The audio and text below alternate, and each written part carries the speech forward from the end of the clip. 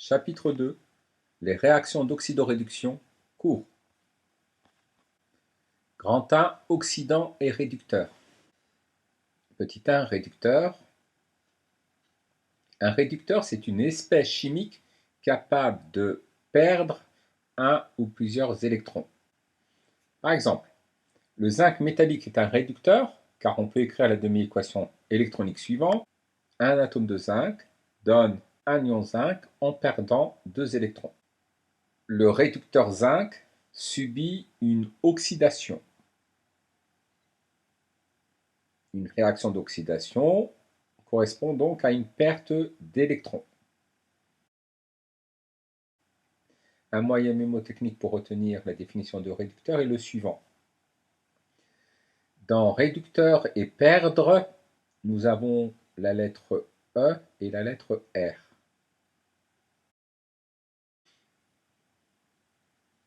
Petit 2, oxydant. Un oxydant, c'est une espèce chimique capable de gagner un ou plusieurs électrons. Un moyen mnémotechnique pour retenir cette définition est le suivant. Dans oxydant et gagner, nous avons les lettres A et N. Petit exemple. L'ion cuivre 2 gagne 2 électrons pour donner l'atome de cuivre. Ainsi, l'ion cuivre 2 est un oxydant.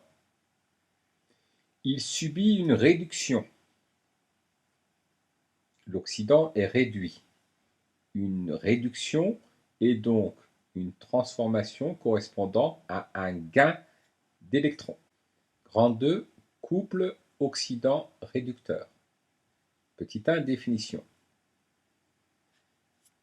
Soit les demi-équations Zn donne Zn de plus 2 électrons et Zn de plus 2 électrons donne Zn. Nous voyons que l'ion zinc et le métal zinc sont reliés par une demi-équation électronique. On dit alors que l'ion zinc et le métal zinc forment un couple oxydant-réducteur que l'on note ion zinc / zinc métallique. On note toujours l'oxydant du couple avant le réducteur du couple. On parle d'oxydant-réducteur conjugué. Un couple oxydant-réducteur est caractérisé par l'ensemble d'un ion oxydant et d'un réducteur qui se correspondent dans les réactions d'oxydoréduction. Petit 2, écriture symbolique. Un couple oxydant-réducteur est défini par l'écriture formelle oxydant plus n électrons donne le réducteur. Un oxydant gagne n électrons pour donner le réducteur conjugué. Petit 3, voyons les étapes qui permettent d'écrire une demi-équation d'oxydoréduction.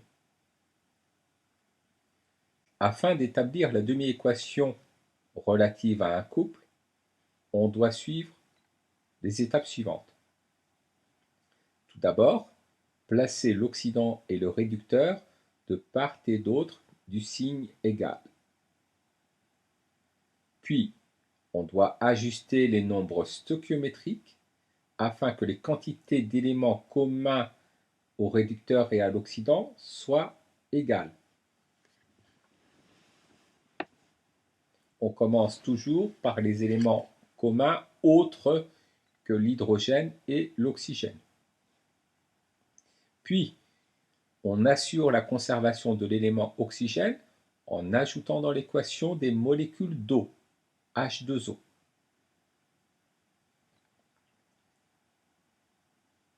Dans l'étape suivante, on assure la conservation de l'élément hydrogène H en ajoutant dans l'équation des ions hydrogène H+.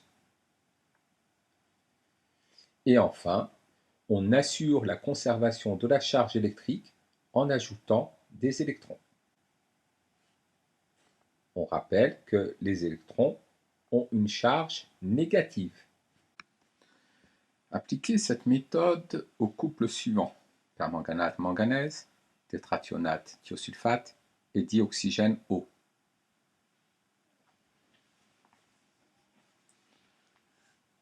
Pour le couple permanganate-manganèse, nous plaçons l'ion permanganate à gauche du signe égal et l'ion manganèse à droite. Nous vérifions la conservation de l'élément chimique manganèse. Il y en a un de chaque côté, donc nous n'avons rien à rajouter. Puis, nous vérifions la présence ou la conservation de l'élément oxygène. Dans le permanganate, il y a 4 atomes d'oxygène, donc du côté du manganèse, nous rajoutons 4 molécules d'eau. Puis, nous vérifions le nombre d'éléments hydrogène. À droite, du côté du manganèse, nous avons 4 fois 2, 8 atomes d'hydrogène. Il faut en rajouter 8 à gauche sous la forme d'ion hydrogène, 8H+. Et enfin, comptons le nombre de charges électriques à gauche. Du côté du permanganate, nous avons une charge négative portée par l'ion permanganate, une charge positive portée par chaque ion hydrogène, or il y en a 8, donc nous avons 8 ions hydrogène, donc 8 charges positives, et une charge négative, ce qui nous fait 7 charges positives du côté du permanganate.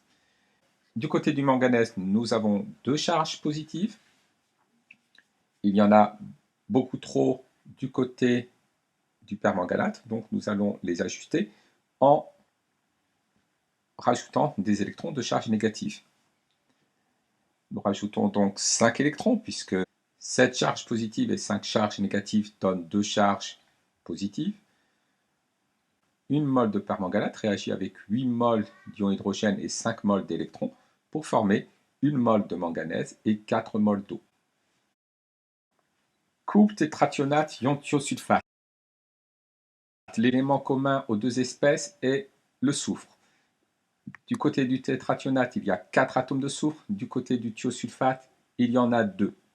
Donc, nous allons mettre un nombre stoichiométrique égal à 2 devant le thiosulfate, de façon à avoir 2 fois 2, 4 atomes de soufre.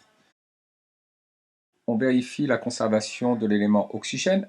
Du côté du tétrathionate, nous avons 6 atomes d'oxygène dans le tétrathionate.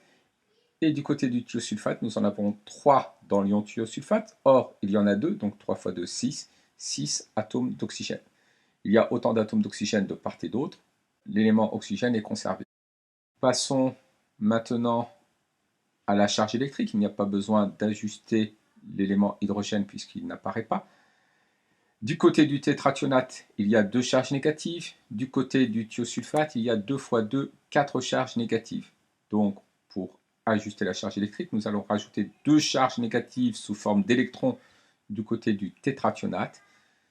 2 charges négatives plus 2 charges négatives, ça nous en donne 4 du côté du tétrathionate. 2 fois 2 charges négatives nous en donne 4 du côté du thiosulfate. La charge électrique est conservée. Couple dioxygène O. L'élément chimique commun à l'oxydant et au réducteur est l'oxygène. Du côté du dioxygène, il y a 2 atomes d'oxygène. Du côté de l'eau, un seul. Donc nous allons mettre un nombre stoichiométrique égal à 2 devant H2O. Passons à l'ajustement de l'élément hydrogène. Il n'y en a aucun du côté du dioxygène. Il y en a 2 fois 2, 4 du côté de l'eau, puisqu'il y a 2 atomes d'hydrogène dans une molécule d'eau. Or, il y a 2 molécules d'eau, donc il y a 2 fois 2, 4 atomes d'hydrogène. Donc nous allons ajuster l'élément hydrogène en rajoutant 4 ions H+, 4 ions hydrogène du côté du dioxygène. Enfin, ajustons la charge électrique. Du côté du dioxygène, il y a une charge positive portée par un ion hydrogène. Or, il y en a 4, donc il y a 4 charges positives. Du côté de l'eau, il n'y a aucune charge électrique. Nous allons ajuster la charge électrique en rajoutant des charges négatives sous forme d'électrons. Donc, nous les rajoutons du côté où il y a trop de charges positives, c'est-à-dire du côté du dioxygène. Nous rajoutons 4 électrons, ce qui nous fait au total 4 charges positives et 4 charges négatives, c'est-à-dire 0 charge électrique. Grand 3, la réaction d'oxydoréduction. Définition. Une réaction d'oxydoréduction est caractérisée par un échange d'électrons entre l'oxydant d'un couple et le réducteur d'un autre couple. Prenons l'exemple de l'arbre de Diane, que l'on a vu en activité. Du métal cuivre est mis en contact avec une solution contenant des ions argent. Les demi-équations électroniques modélisant la réduction et l'oxydation sont une mole d'ion argent réagit avec une mole d'électrons pour donner une mole d'atome d'argent, et une mole de cuivre donne une mole d'ion cuivre 2 et 2 moles d'électrons. Il faut savoir que les électrons n'existent pas à l'état libre en solution aqueuse. Ils sont donc échangés directement entre l'oxydant et le réducteur. C'est pour cela qu'on doit multiplier chaque demi-équation afin d'avoir le même nombre d'électrons échangés. Ici, nous devons multiplier l'équation modélisant la réduction par 2 afin d'avoir 2 électrons échangés, puisque l'équation modélisant l'oxydation fait intervenir 2 électrons. Cela veut dire que les 2 électrons perdus par l'atome de cuivre seront récupérés par 2 ions argent. Puis on additionne les demi-équations membre à membre afin d'obtenir l'équation bilan qui modélise la réaction entre les atomes de cuivre et les ions argent. Nous obtenons 2 moles d'ion argent réagissent avec une mole de cuivre pour former une mole d'ion cuivre 2 et 2 moles d'atomes d'argent.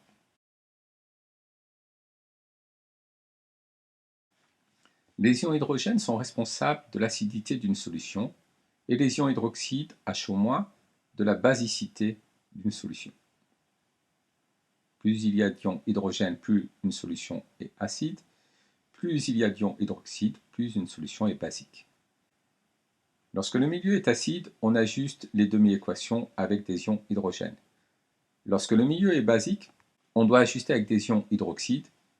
Pour cela, on doit d'abord ajuster la demi-équation avec des ions hydrogène comme pour un milieu acide, puis on ajoute de part et d'autre de la flèche le même nombre d'ions hydroxyde que d'ions hydrogène, sachant qu'un ion hydroxyde et un ion hydrogène forment une molécule d'eau. Passons à la pratique. Reprenons l'exemple de la réaction du permanganate avec les ions hydrogène en milieu acide. Écrivons cette réaction en milieu basique. L'équation fait intervenir 8 ions hydrogène du côté des réactifs. Nous allons donc rajouter de part et d'autre 8 ions hydroxyde, HO-. En ayant rajouté 8 ions hydroxyde de chaque côté, nous nous retrouvons du côté des réactifs avec 8 ions hydrogène et 8 ions hydroxyde, sachant qu'un ion hydroxyde et un ion hydrogène forment une molécule d'eau. Nous allons remplacer 8 ions H+, plus 8 ions hydroxyde par 8 molécules d'eau. Nous nous retrouvons avec des molécules d'eau du côté des réactifs et des molécules d'eau du côté des produits. 8 molécules d'eau du côté des réactifs, 4 molécules d'eau du côté des produits. Nous allons donc simplifier les molécules d'eau de façon à ce qu'elles n'apparaissent que du côté des réactifs. Donc, nous allons retrancher 4 molécules d'eau de chaque côté et nous obtenons un ion permanganate réagit avec 4 molécules d'eau et 5 électrons pour donner un ion manganèse et 8 ions hydroxyde. Cette demi-équation est écrite en milieu basique.